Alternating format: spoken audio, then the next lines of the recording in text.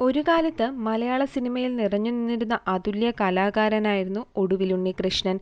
ഏത് വേഷവും അനായാസം കൈകാര്യം ചെയ്യാൻ കഴിവുള്ള നടൻ കൂടിയായിരുന്നു ഒടുവിൽ ഉണ്ണികൃഷ്ണൻ. അച്ഛനായും മുത്തച്ഛനായും അമ്മാവനായും തമാശക്കാരനായും വില്ലനായുമെല്ലാം വിസ്മയിപ്പിച്ച താരം കൂടിയാണ് ഒടുവിൽ. വ്യത്യസ്തമായ നിരവധി വേഷങ്ങൾ മലയാള സിനിമയിൽ ചെയ്ത താരത്തിന് സിനിമയിൽ ഒരുപാട് നേട്ടങ്ങൾ നേടാൻ കഴിഞ്ഞു.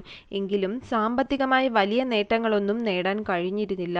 ഒരു കുടുംബത്തിന്റെ ഏക ആശ്രയമായിരുന്നു താരം. ഇപ്പോഴിതാ ഒടുവിലിന്റെ ഭാര്യ പത്മജ മുൻപ് ഒരിക്കൽ നടത്തിയ വെളിപ്പെടുത്തലുകളാണ് സോഷ്യൽ മീഡിയയിൽ വീണ്ടും വൈറലായി മാറിയിരിക്കുന്നത്. പത്മജയുടെ വാക്കുകൾ ഇങ്ങനെയാണ്: അദ്ദേഹത്തിന്റെ മരണശേഷം താനും അമ്മയും മാത്രമായിരുന്നു വീട്ടിൽ. അമ്മയ്ക്കാണെങ്കിൽ വയസ്സായി. അതുകൊണ്ട് തന്നെ അമ്മയ്ക്ക് ഒരുപാട് പ്രശ്നങ്ങൾ ഉണ്ടായിരുന്നു. മുഴുവൻ നേരവും അമ്മയുടെ കൂടെ തന്നെ താൻ വേണം. അമ്മയ്ക്ക് കിട്ടുന്ന പെൻഷൻ കൊണ്ടാണ് ഞങ്ങൾ ജീവിച്ചത്. ഈ പെൻഷൻ അച്ഛന് ലഭിക്കുന്നതാണ് കാരണം.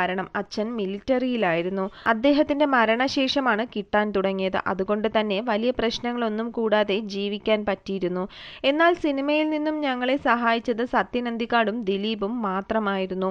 അദ്ദേഹത്തിന്റെ മരണശേഷവും അതിന്റെ ചിലവ് നടത്തിയതിന്റെ പേരിൽ ദിലീപിന് ഇപ്പോഴും പണം കൊടുക്കാനുണ്ട്. എന്നാൽ ഒരിക്കൽ പോലും ഇതിനെക്കുറിച്ച് അദ്ദേഹം ചോദിച്ചിട്ടില്ലെന്നും പത്മജ പറയുന്നു.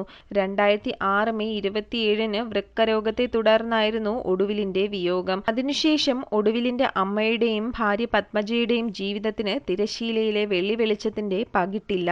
1975 പത്മജയെ ഒടുവിൽ വിവാഹം കഴിക്കുന്നത്.